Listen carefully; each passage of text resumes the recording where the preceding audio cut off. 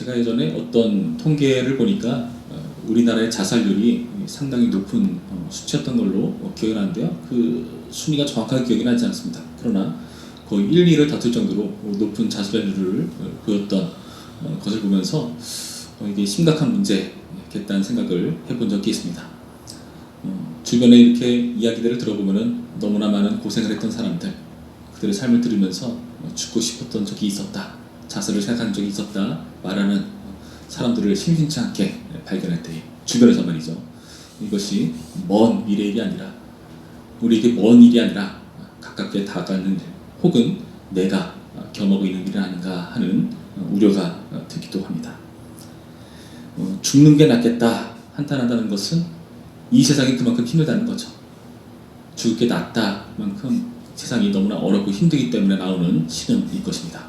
그런데 이 이야기를 오늘의 전도서도 동일하게 하고 있습니다. 1절 말씀 보시면 내가 다시 헤아려 생각하는 모든 학대를 살펴보았도다 하면서 이 학대 때문에 무엇이라고 말하는가. 2절 그러므로 나는 아직 살아있는 산자들보다 죽은 지 오랜 죽은 자들을 더 복되다 하였으며, 죽은 사람들을 복되다고 하죠. 3절 이 둘보다는 아직 출생하지 아니하여 헤아려에서 행하는 악한 일을 보지 못한 자가 더 복되다 하였노라. 아예 태어나지 않는 게 낫겠다, 그게 더 복되다 말할 정도로 현세 삶에 대해서 굉장히 회의적이고 어려운 삶이라고 우리 가운데 소개해주는 모습을 보죠. 이 모든 게 무엇 때문이라고요? 바로 학대 때문이라고 말합니다. 학대, 억압, 착취, 이러한 문제들로 삶을 부인하고 삶이 아닌 죽음이 복되다고 하는 이런 모습들을 보면서 우리는 한번 진지하게 생각할 필요가 있죠. 그런데 어째서 이런 학대들이 있을까요? 이 학대들이 왜 있는가를 우리가 살펴보려 하려면은 4절부터의 말씀을 보시면 우리가 어느 정도 유추해 볼 수가 있습니다. 4절 말씀 보시죠. 내가 또 본즉 사람의 모든 수고와 모든 재주로 말미암아 이웃에게 시기를 받으니 이것도 헛되어 바람을 잡는 것이로다. 이게 무슨 말이냐면은 모든 수고와 모든 재주로 말미암아 이웃에게 시기를 받는다라는 의미가 여기 원문에는 약간 뉘앙스가 조금 다른데 이런 의미입니다. 그러니까 시기심 때문에 이러한 모든 수고와 모든 재주가 비롯되었다. 시기심으로 말미암아 생겨난 그런 수고와 재주에 대해서 말하고 있는 거죠. 시기심이라는 것은 여러분 우리가 실질적으로 부딪히는 문제입니다. 여러분 사촌이 땅에 살면 배가 아프다고 사실 우리는 축복해주고 잘됐다 말해주면 되는데 마음 한구석 깊은 곳에는 그런 마음 있잖아요. 아 나는 왜 이런가. 비교하는 겁니다. 그래서 무엇을 따지죠? 비교한다는 것은 누가 더 우월하고 누가 더 열등한가, 그것을 재본다는 거죠. 그래서 내가 더 우월하기를 원하고 지향하는 모습을 보여주는 겁니다. 열등하면 그게 그렇게 못 견디는 거죠. 여러분 사실 모두가 다 힘들면은 괜찮습니다. 그런데요, 모두가 힘들지 않고 나만 힘들다, 내 주변의 사람과 비교했을 때 내가 좀 더 못하다, 그러면은 이게 너무나 힘이 되는 겁니다. 예전에 뭐 모두가 다 못 살았으니까 괜찮지만은 지금은 꼭 그렇진 않잖아요. 거기서 비교가 생기는 거죠. 그 시기심 때문에 우리가 노력하고 애쓰고 분투하는 이 모든 것들이 비롯되었다. 예전에는 부모님들이 자녀들에게 이런 말을 했죠. 야, 공부해서 남주냐? 공부 열심히 해서 성공해라. 그 말의 의미가 뭐죠? 남들을 밟고 일어서는 우월감을 쟁취하라는 그러한 의도가 담겨있는 표현이라는 거죠. 여러분 사실 공부해서 남을 줘야 되는데 말이죠. 그래서 전 세계적으로 뛰어난 사람들, 사자로 끝나는 직업을 가진 사람들, 그런 사람들이 의외로 사회적인 물리를 일으킨 경우들이 많죠. 그런 정신과 그런 의도로 공부를 해왔으니까 그들은 그것을 이해하지 못하는 겁니다. 5절 말씀에 이런 말씀이 있죠. 우매자는 팔짱을 끼고 있으면서 자기의 몸만 추내는 도도다. 무슨 말이냐면 이것은 게으름에 대해서 말하는 건데요. 게으른 것도 이렇게 나쁘다라고 말하지만 그러나 그만큼 나쁜 게 6절 두 손에 가득하고 추구하며 바람을 잡는 것보다 한 손에만 가득하고 평안함이 더 나으니라. 다시 말해서 게으른 것도 나쁘지만은 이런 식으로 열심히 수고하는 것, 시기심에서 비롯된 수고 또한 헛된 것이라고 지금 말해주고 있는 겁니다. 이 모든 시기심이 이기적인 수고를 낳았고 그 이기적인 수고 때문에 권세를 차지하기 위한 경쟁이 발생하죠. 권세. 여러분, 이 권세가 1절에서 어떻게 표현되죠? 1절 뒷부분 볼까요? 그들을 학대하는 자들의 손에는 권세가 있으나 그들에게는 위로자가 없도다. 내가 학대받는 위치가 아니라 학대하는 입장에서는 그러한 권세로 사용되고 있다는 것을 여러분 주목해 보셔야 한다는 겁니다. 그래서 우리에게 필요한 게 뭐죠? 1절에 계속해서 무엇이라고 합니까? 그들에게 위로자가 없도다. 그들에게는 위로자가 없도다. 위로가 필요한 세대라고 말해주고 있습니다.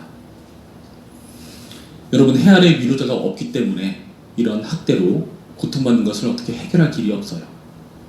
계속해서 더 강해지라고 말하고 냉정해지라고 말하고 현실적이라고 말하고 이러한 모든 것들이 마치 우리를 몽상걸어 보라는 것처럼 보이지 않습니까? 여러분, 그런데요, 우리는 이러한 세상 속에서 다를 수가 있습니다. 왜일까요? 우리는 위로자가 있거든요. 그 위로자가 어떤 분이십니까? 고린도후서 1장 말씀 보시면 그 위로자를 우리에게 이렇게 소개해 줍니다. 고린도후서 1장 3절부터의 말씀 제가 읽어드립니다. 찬송하리로다. 그는 우리 주 예수 그리스도의 하나님이시요 자비의 아버지시요 모든 위로의 하나님이시며 우리의 모든 환난 중에서 우리를 위로하사 우리로 하여금 하나님께 받는 위로로서 모든 환난 중에 있는 자들을 등이 위로하게 하시는 이시로다. 아멘. 예수님께서 우리의 위로자가 되시기 때문에 우리는 이 세상에서도 찬송할 수 있는 존재로 설 수 있다 밝혀주고 있다는 겁니다. 여러분, 이 위로자이신 예수님께서 이 땅 가운데 오셔서 우리를 위로하시고 또 어떤 일을 이루십니까? 고린도전서 12장 말씀을 보시면 예수 그리스도께서 교회의 몸이 되신다, 교회의 머리가 되신다 말씀하죠. 그래서 우리는 그 머리에 몸으로서 한 지체로서 한 몸을 이루는 모습을 보여줍니다. 여러분, 이것이 의미심장합니다. 그리스도께서 이루신 게 뭐라고요? 한 몸이라고요. 이 세상의 원리는 서로 학대해서 어떻게 되죠? 분열되고 쪼개지고 어떻게 네가 내 옆에 있을 수 있어? 어떻게 너 같은 게 나랑 같은 급에 있을 수 있어? 라고 하면서 막 몰아내는 게 세상의 원리인데 교회는 그렇지 않다고요. 교회는 작은 자나 큰 자나 약한 자나 강한 자나 상관없이 그리스도를 머리로 한 한 몸으로서 묶였다 밝혀줍니다. 위로자이신 그리스도께서 이 땅에 오셔서 이루신 일이라고 우리에게 소개해주고 있습니다. 여러분, 그게 바로 교회입니다. 그래서요, 우리는요 서로를 학대하라고 서로를 눈치 보면서 우월의식을 따지면서 비교하면서 시기하라고 있는 게 아니라 우리의 만들어진 목적이 서로 돌보도록 지음받았습니다. 아담이 독처하는 것을 보시고 하나님께서 보기 좋지 않다 말씀하시죠. 하나님 만든 세상은 다 보기 좋은 건데 보시기에 좋았더라 말씀하시는데 오직 하나 아담이 독처하는 게 보시기에 좋지 않았다 말씀하십니다. 그러면서 돕는 배필을 더하시죠. 하나님께서 사람을 지으신 목적 서로 도우라고 서로 돌보고 서로를 일으키는 존재로 살아가라고 우리에게 명령하시는 것입니다. 여러분, 그런데 이런 원리가요 사실 모두가 다 그렇게 살면 괜찮은데 그렇게 살려가면 어떤 일이 발생합니까? 이 세상의 원리와 부딪힙니다. 이 세상은 그렇게 살지 않는데 나 혼자 그렇게 산다? 손해보는 것 같습니다. 그래서 어떻게 그렇게 사는 게 가능하냐? 물론 이것은 현 시대에 적용하기 어려운 가치일 수 있습니다. 여러분, 그런데 이것을 포기한다면 이 세상에 소망이 없고요 위로가 없어요. 그 위로를 보여주고 실천하는 존재가 교회여야 한다는 것을 이렇게 밝혀줍니다. 그리고요 이런 세상에 부딪히는 그런 원리로 우리가 괴로워한다면 여러분, 그게 복입니다. 마태복음 5장 4절에 뭐라 말하죠? 애통하는 자는 복이 있나니 그들이 위로를 받을 것이며. 애통한다는 것은 뭐죠? 이 세상의 원리에 부딪힌다는 겁니다. 왜 복되다고 말할까요? 이 세상 원리와 다르게 살아가니까 부딪히는 거죠. 그래서 복된 겁니다. 하나님 나라를 소유한 자로 살아가기 때문에 그게 복되다고, 그게 증명되는 자리였다고 밝혀주는 거기 때문에 그래서 복이라고 말하는 거죠. 이해할 수 없죠. 어째서 했던 게 복입니까? 그게 복이다. 너가 똑바로 가고 있다는 증거고, 네가 이 세상에서 하나님 나라를 살아간다는 증거고, 네가 나의 자녀이고 내가 했던 그 위로를 그대로 보여주는 존재라는 증거다 라고 말씀하시는 하나님의 말씀을 여러분 새기시길 바랍니다.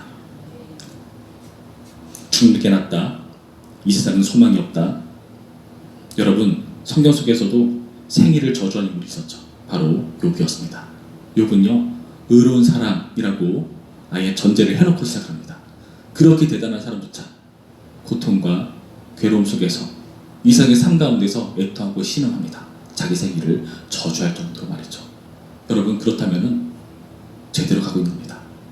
우리도 그 고난 겪고 있는 거니까요.